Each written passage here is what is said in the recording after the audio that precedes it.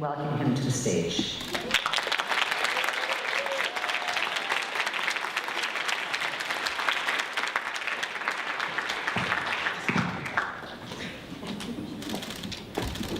Hello everyone. I have to say it's pretty nice to be back in Montreal because this time I didn't have to bike here. So it's funny how time flies. You know, a year ago, the only person I talked to about my mental health was my mom. And now I'm looking at like 600 faces. But it's amazing what happens when you start being accepting and you start owning your mental health and how fast things change once you do that. So today I want to have a conversation about mental health. I don't want it to just be about my story, which I will go over. I want it to be a proactive conversation about mental health. I think that the mental health conversations are growing, but I think there's still a huge opportunity for proactive conversations. Let's teach each other how to effectively manage our mental health. Let's share stories. What works for me, what works for you, let's collaborate to become the masters of our mental health. But for my stories, to give you some context, my story started in high school. I grew up in Guelph, Ontario, and I was just dealing with anxiety here and there, you know, performance anxiety, in sports, in school, social anxiety, trying to impress the girls or whatever I was doing. And then when I got to university, I went to Laurier for business. I started experiencing depression, and then anxiety and depression. And I just had no idea what hit me. I was unbelievably confused, and I was really struggling, and I was not talking about it with anyone. And then finally, my second year, I went to an appointment with a social worker on campus, and I remember walking to that appointment like shaking, almost like I was all day preparing for this talk tonight. And it was the hardest thing I had to do because I had to go there and fully open up. So I went to the session, exploded with emotions, and when I walked away from that, I felt like all the weight had been lifted off my shoulders. I was calling my friends, no anxiety, felt good about myself, optimistic about the future, put my hand up in a lecture, no problem. And then a week later, 2 weeks later, everything came back. Depression, anxiety, all that kind of stuff. Went back to the social worker, exploded with emotions. 2 weeks later, everything came back. So I'm like, therapy doesn't work. So I said, I'm gonna take this and try to figure this out on my own. So I said, okay, what am I feeling? I think I have social anxiety. I'm socially anxious all the time. Okay, great. I'm gonna take a course on social anxiety online. Perfect, did that. I learned that slow talk. Oh, thanks. I learned that slow talk is really effective for social anxiety if anyone's out there struggling. Because when you talk slowly in a social situation, it forces you to slow down in the blood flow to your brain. The brain slows down. So I remember I learned that tool. I was at a birthday party or whatever, a gathering. I was talking to everyone looking at me, talking slowly, no problem. I was like, great, all I have to do is slow talk and all my mental health problems go away. And then 2 weeks later, everything comes back. I'm like, great, so maybe I have depression. Okay, so what can I do about depression? And then I started learning that watching funny TV shows boosts my mood. Awesome. So I'm depressed, watch a funny TV show, everything goes away. And then 2 weeks later, I'm anxious.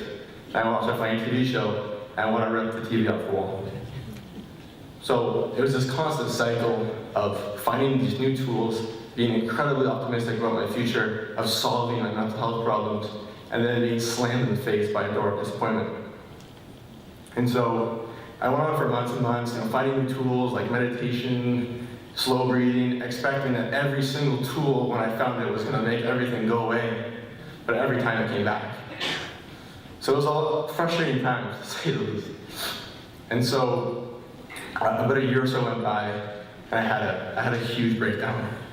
Huge breakdown. Side of the road, was driving with a couple of my friends. Ended up getting hospitalized the next night, and I was diagnosed with generalized anxiety disorder. I was like, perfect, this is what I have. I gotta figure out how to manage GAD. So the next day I text everyone in my life, every single person, this is what's happened. I've suffered from anxiety and depression my entire life. I'm on antidepressants right now, and I got diagnosed with GAD last night. I want you to know that I don't have to hide anything. The weight was lifted off my shoulders. I felt incredible all week. Going to work, no problem. I told my office, the founders of my company, and then 2 weeks later, everything comes back. And I'm like, what else can I do? Like, what else can you do? I've tried everything. I've talked about it. The world knows about my mental health. What am I supposed to do to feel good? And then I had an appointment with a psychiatrist I had booked like 6 months before, talked about another problem with mental health services. I was diagnosed with bipolar type 2, so I have I guess an issue where I cycle between anxiety and depression and irritability as well on a daily basis. It doesn't matter what I have, but that's what he diagnosed me with. So then it was the mood disorder medication, the therapies, DBT, CBT, ADC, whatever it is. And a year went by, and like pushing through all those horrible side effects of mood disorder medications. And I got through the year, which was the beginning of this year. And I was just kind of at a more stable spot. I was like, I don't feel like everything's solved, but I feel like this is kind of manageable. And so I said, okay, maybe I want to like start getting this really out there. I haven't said bipolar to anyone other than my mom, my dad, and my sister. So maybe I want to expose myself. I've always wanted to bike across Canada. Don't ask me why. But I thought that biking across Canada would be a perfect way for me to expose myself, to put myself out there, so that other people out there who are struggling don't feel alone, and to give me that confidence that people know who I really am, and raise some money. So, but those are the main goals. So I set out on the ride. I started Vancouver Island to Keynote, biked through the mountains, through the prairies, through part of the states. Actually, I avoided Northern Ontario, Southern Ontario, Quebec, the Gaspé. Didn't like that section. All the way around PEI, New Brunswick, Nova Scotia, you name it. And I ended up in Cape Spear with my CMHA family greeting me at the finish line. And I learned a lot on this ride. I had a lot of time to think, but I also met a lot of people. I met hundreds and hundreds of Canadians on the road, and we got talking because in the back of my jersey it says Cycling Canada for mental health awareness. It's unbelievable when you put yourself out there and create a platform for conversation. People just run to you like they're a magnet. And so I talked to Canadians, I talked to Americans, I talked to old people, young people, men, women, religious, non-religious, corporate people, people off the streets. And the biggest thing that I took away across Canada is that mental health is one of the things that affects us the most, but is talked about the least. I met a guy in the Fraser Valley of BC. I was biking on this narrow road through the mountains, and I got pulled over. He waved me over in this big white pickup truck, and I'm like, great, this guy's gonna yell at me for taking up space. And he waves me over, and I bike up beside the driver's side door, not knowing what to expect, and I have my jersey on, Cycling Canada for mental health. And he opens the door, and his head is pressed against the steering wheel. Okay. That's not how you say hello in Ontario. And he looks over at me, his eyes are bloodshot. He's bawling. And finally he says, you know, thank you for doing this. I've been struggling with PTSD my entire life. I've seen some horrible things. I don't know how to deal with it. I don't know how to talk about it. And he gave me $20, and he kept driving. And I was just like, And I was in Winnipeg. And a lady messaged me up on my Instagram account saying that she has bipolar, she wants to talk. I said, great, like this is what it's all about, let's have conversations. We meet at Tim Hortons, and we sit down, and she just explodes with these emotions and experiences and struggles. And I'm just like, holy, I'm just trying to listen to everything. I was in Newfoundland, 2 days away from the finish line at Arnold's Cove. I was at a bar with my dad, wearing my jersey. And a gentleman came up to us and started talking. He didn't see the back of my jersey, but he said, oh, what are you doing biking across Canada? You know, I got diagnosed with bipolar, I'm doing it to raise awareness.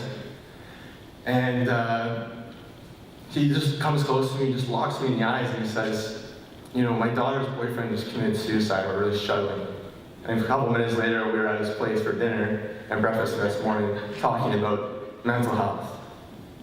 Canadians are desperate to talk about mental health. We just need the platform to do it. And I was like this little platform biking across Canada. I also learned that you need a toolbox of strategies to manage your mental health. Meditation does not solve your issues. As much as I love the meditation session today. For me, mindfulness doesn't, good sleep doesn't, hydration doesn't, talking about your feelings doesn't. None of them solve your issues on their own. But if you build this toolbox of strategies and tools to use in all of those specific situations, so when you're anxious, you have this massive list of tools you can use for anxiety that you know work for anxiety. When you're depressed, you have tools for depression, irritability, frustration, anger. It doesn't matter. Any mood, any mental illness, you have a toolbox of strategy. 5 of us have mental health. 5 of us have the opportunity to create a toolbox to live so much healthier. I also learned that you have to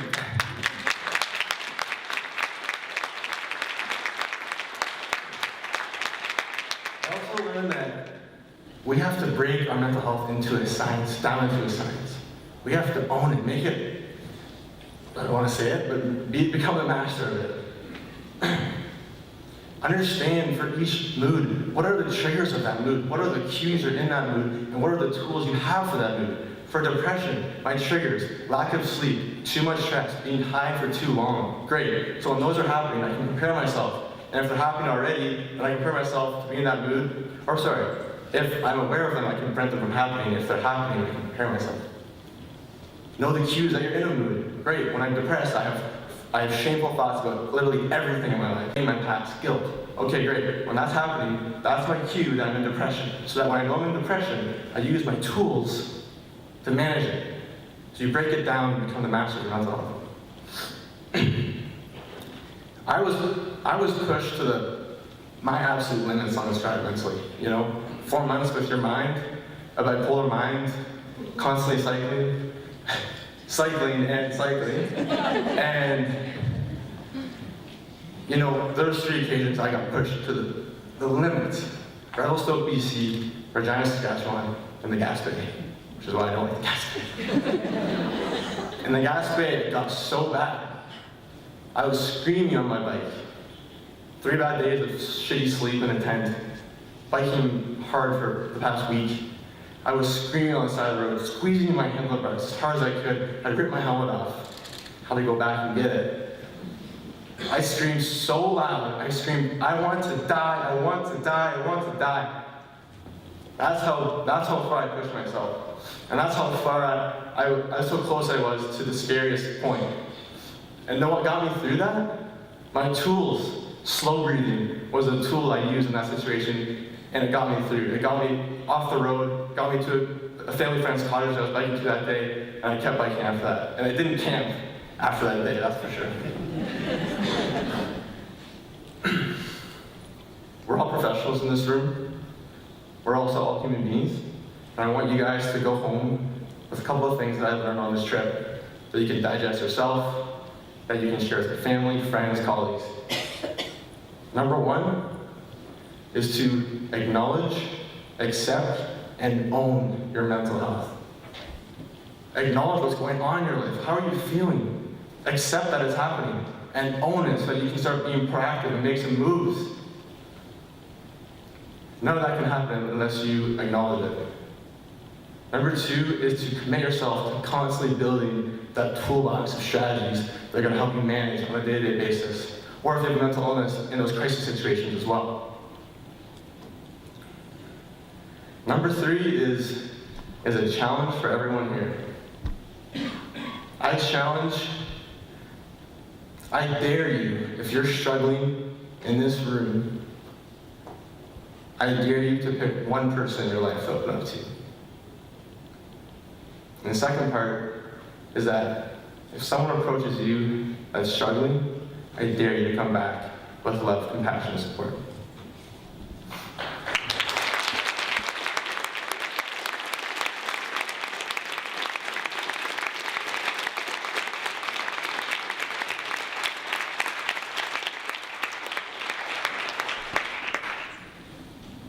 I want to thank everyone in this room for doing the work that you do. We're all working towards one common goal. So let's keep working. Let's keep the conversations going. Thank you.